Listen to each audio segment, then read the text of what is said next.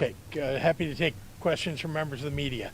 Governor, United Auto Workers is preparing to strike at one of Illinois' largest employers, John Deere, tomorrow.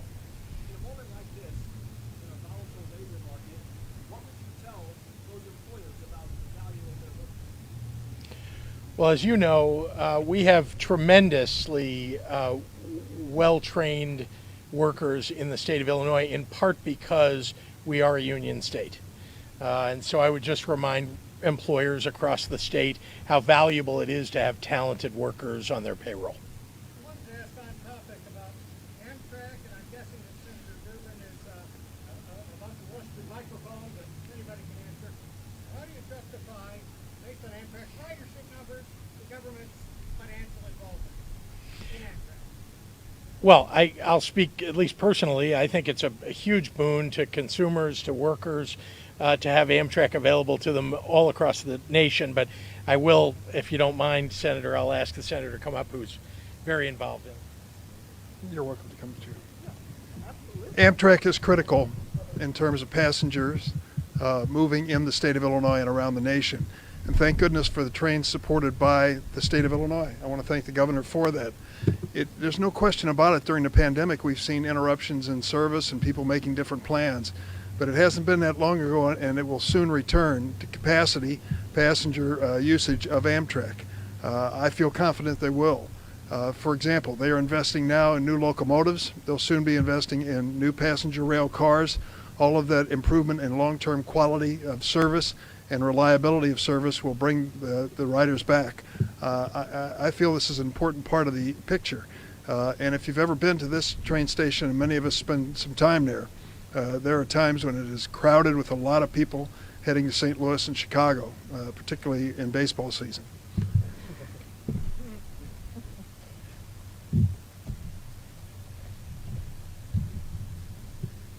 Well, as someone who lived in Chatham for 2 years and used the Amtrak service, I will tell you I've seen that ridership steadily increase over the years. And if anything, investments in Amtrak with the better rail cars, as Dick was mentioning, as well as new requirements such as on-time performance and the like, and having Amtrak relook and actually publish schedules and making sure that the trains arrive on time will only grow that ridership. It is important as a nation that is a leading economy on a global scale that we have many different modes of travel, and I think Amtrak is part of that. Again, this is not just about travel within Illinois. This is about travel from coast to coast in the United States. And so I've been working very hard now for quite a while to work on both freight and passenger traffic, and the continuing investments in both legislative changes as well as rules and regulation changes as well as safety improvements will allow both passenger traffic and freight traffic to move more smoothly,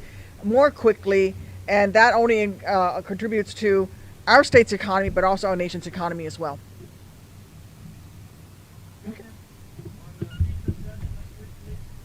Sure. Do you anticipate, would you like to see any action, or is there any talks about repeal of parental notification, A, and B, I think in the energy plan there needs to be some language changes such that the electric car rebate is available to everyone statewide. Will that happen next week?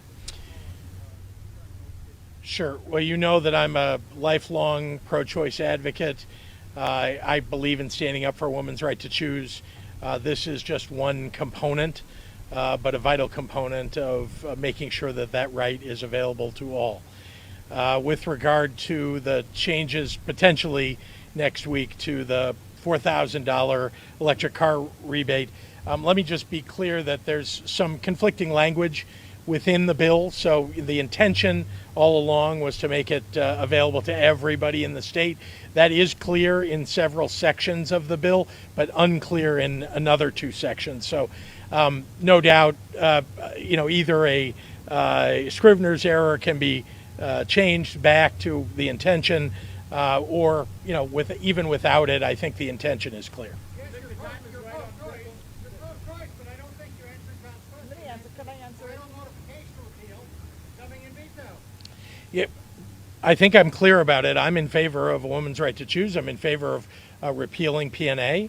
I don't know whether the legislature will bring this up over the 2 weeks of veto session. But I, have stood in favor of it since I was elected. In fact, long before that, when my mother had me marching in favor of a woman's right to choose back in the 1970s.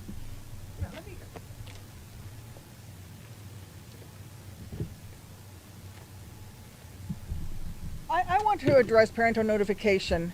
This is about making sure that vulnerable young women are able to have access to their reproductive rights. And frankly, not everybody grows up in a family that has a healthy, loving relationship within that family. I grew up with what we now call a tiger mom. I wasn't allowed to make mistakes. I was punished when I came home with a B instead of an A. And I will tell you that I didn't have that open communicating relationship with my parents. And had I gotten pregnant at 16 or 17, I would have been one of those kids who would have lied to my parents if there were parental notification laws. And I would have gone and got an illegal abortion. And so when you talk about parental notification, it sounds like a good idea, but it also puts those vulnerable young people, the ones who don't have good relationships with their parents, in a very vulnerable place where they have no other option than to seek illegal means. And so I think it is important that we do repeal parental notification laws, because it really does victimize, especially importantly, it victimizes young women who may have no other options. And young women deserve the right to a healthy medical system as much as adult women do. Thank you. Right now, either for a positive vote in Illinois or to send a message to the nation to do this in Illinois, given the climate and the law in Texas? I think that the time is always right to repeal parental notification, because there could be a 16-year-old girl right now who's pregnant, who can't go to her parents, who may be the victim of abuse within the family herself and can't go to get help because of parental notification. So I think the time is always right to repeal it.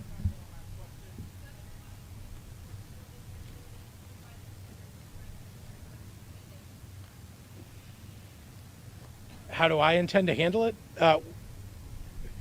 Well, I've been, as you know, I've been supporting the Attorney General's move to defend our mandates across the state.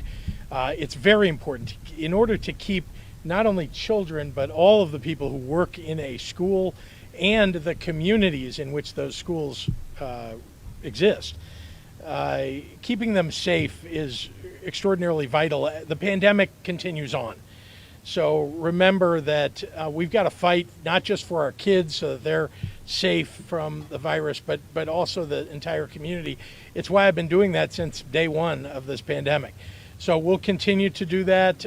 There are people who are irresponsible, extraordinarily irresponsible, who are going around the state suing because they basically want to make schools less safe. That's not right. I mean, we are not at a moment when this pandemic is over. We have got to stand up for the safety and health of all the people of our state, so I'm going to continue to fight for that. And I thank the Attorney General for the work that he's doing in that regard as well.